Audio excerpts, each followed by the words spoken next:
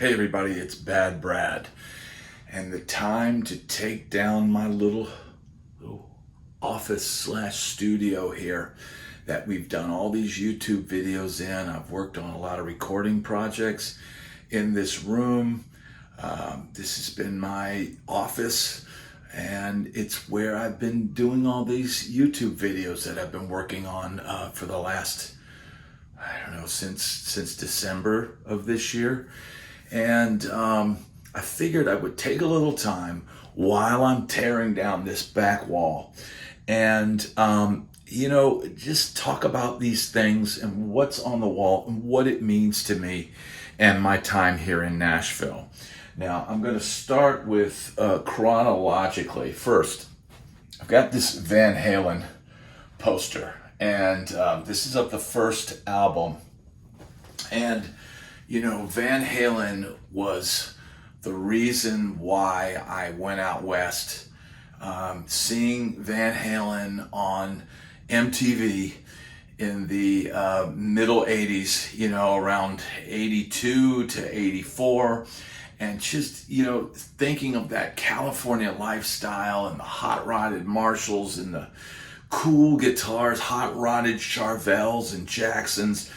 That is what propelled me, a kid from a small town in Williamsburg, Virginia, colonial Williamsburg, to see MTV and to see all that and think, man, that's what I want to do. It's absolutely crazy to think that. I even thought like I would get to do half of the things that I got to do. But you know what?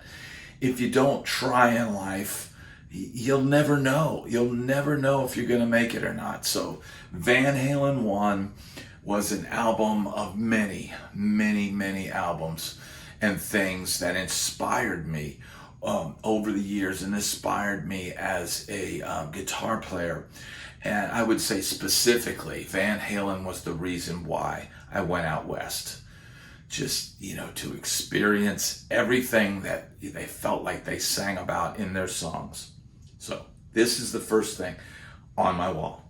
Now, everything else here on this wall is something, a project that I worked on or something I played on and represents a lot of hard work. So I'm going to start chronologically. I've done a couple of different album projects and before this one, most notably first Rapnexx. And these are just album projects that are kind of like material that I wrote. Now, there's some other albums out there that I wrote completely with artists and recorded with and do all this. But this was a project.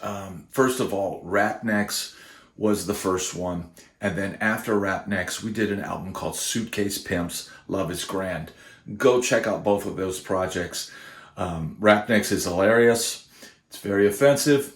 If you don't like blue content, don't listen to it. But if you like edgy stuff, check it out. Also, Suitcase Pimps, a great concept album. We had Michael Wagner as our mentor on that. And there's some great guitar tones, some great songs. So check out the album Suitcase Pimps, Love is Grand. And then after we did Suitcase Pimps, I decided I wanted to do a hard rock project, kind of fulfilling the destiny of what I had gone out to LA to do. So this had nothing to do with Nashville, but everything to do with hard rock and arena style rock and there's a little bit of pop punk influence in there, Van Halen influence, Led Zeppelin influence. There's a lot of different influences, but it's called Loadsock, Beautiful Mistake. And it was produced by my good friend John Billings, who plays bass with the Monkees and Donna Summer and a bunch of, he was my roommate out in California. But we produced this here in Nashville.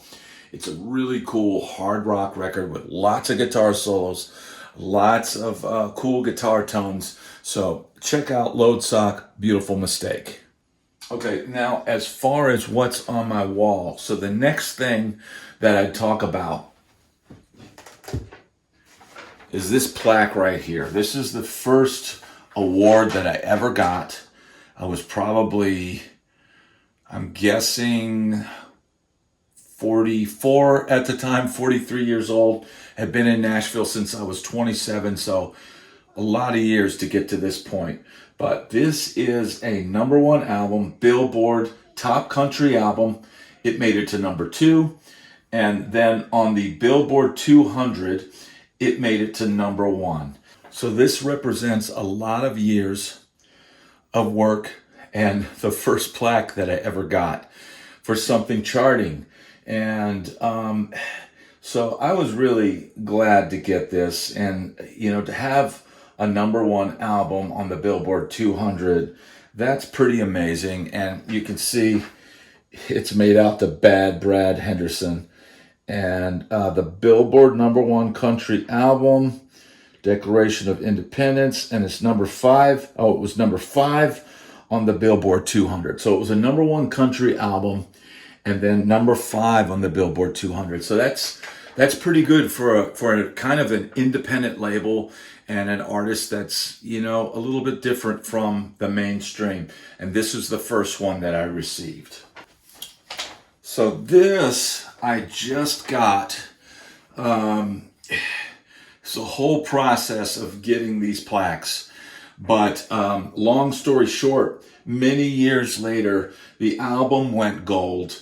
And I was notified. I found out that the album went gold, and some of the people that played on the album got plaques. And I was like, "Hey, where's my plaque?" I played on the record, so I actually had to contact the company that makes these and get approval from the label. And I actually had to pay for these myself. But you know what? There's no denying that I had a part of playing on this record and this tour and everything else. So it was worth every penny to get this. Again, presented to badbrad Henderson. This is a gold certification for the album Declaration of Independence. And then this is a gold single for the track off Declaration of Independence, Answer to No One. It's Colt Ford featuring J.J. Lawhorn, presented to badbrad Henderson. And, this again was one of those things that I found out many, many years later. I think I got these at the beginning of last year, or actually the middle of last year. But finding out that it went gold, and that, the plaque, I played on the song, I did the tour, the Declaration of Independence tour, and here's my plaque. And then this came shortly after, maybe a year or so after I left Colt Ford. I got an email saying, "Hey, the single went gold. We've got a plaque with your name on it. Merry Christmas." I'm like, great. So they actually bought me this plaque for working on its gold certified signal, and again, addressed to badbrad Henderson. And then the same signal has gone platinum, and I just received this. This was received about middle of last year, and I had to go through that whole process of contacting the company and getting approval through the label and all that. But after they had already given me a gold single, wouldn't you think it wouldn't be that difficult to get a plaque? But it was not easy to get, and marks 30 years in Nashville and getting the first platinum single. Hey man, I'll take it. Okay, then what I've got here is, these are some concert posters from gigs that we did. We did Thunder on the Mountain. I remember playing this gig.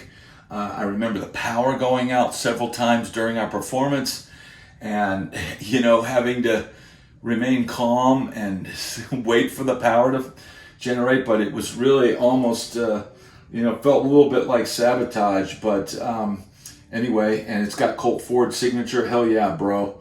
And he signed it for me. And then this poster right here. We went to Canada in the middle of winter, literally in January, the coldest time of the year, and we did an Eric Church tour. And it was the Blood, Sweat, and Beers tour. And You know, it's signed by Eric Church here. He gave everybody in the crew and the other bands and everything, they gave him a poster, and he signed it there. And then I got Colt Ford to sign it. Too bad, Brad. Boom, boom, boom. Love you, Colt Ford. Now, boom, boom, boom is a mantra that I used to have to try to fire up a party, or, you know, or get people fired up. I'd go around, boom, boom, boom. And yeah, I haven't really done that since those days. But this is a good memory of a tour that was frigid temperatures and at times was very hard, but was very rewarding. And this will always help me remember that time.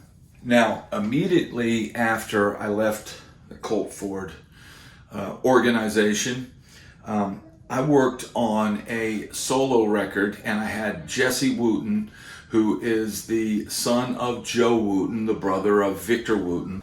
So this is a metal/hard rock album that I did with Jesse Wooten on drums. It's called Badbrad Into the Ether. And I used to say that all the time on the bus, that I was gonna, you know, have a few beers and drift off into the ether. So I did this album, and I took my time doing it. It's got a lot of guitars, a lot of guitar solos, and it's sort of a hybrid hard rock metal style album. And if you enjoy that kind of music and you enjoy that kind of guitar work, check out this record. I think you'll enjoy it. The last one that I have on my wall is this Stone Padre album. Now, I had met, and I'll probably do a whole video on this project, but long story short, it's got Dallas Austin's drummer at the time, Ryan Vicadell, who is also the former drummer for Nickelback, and a girl that I had worked with a bunch over the years, Kendra Chantel, who was a American Idol alumni. And I worked and wrote this album, and we all like kind of flew our parts, and Kendra would track her vocals at the house. So this is a hard rock project called Stone Padre El Camino, and Stone and then Padre, so it's like dad rock. But this is a really cool project. Check it out, Stone Padre El Camino. I'm going to do more on this project at a later date, but check out this project as well. All right, that's not all that I did here in Nashville, and that's not all the plaques that I potentially earned. There could be more coming down the road, but in the meanwhile, I want to thank everybody for this journey and getting me started on YouTube, and there's more to come. So please stay tuned. If you'd enjoyed this video, hit like and subscribe, and hit one of those links in my description. If you purchase anything, it helps the channel out greatly. Thanks so much for watching, and I'll see you on the next video.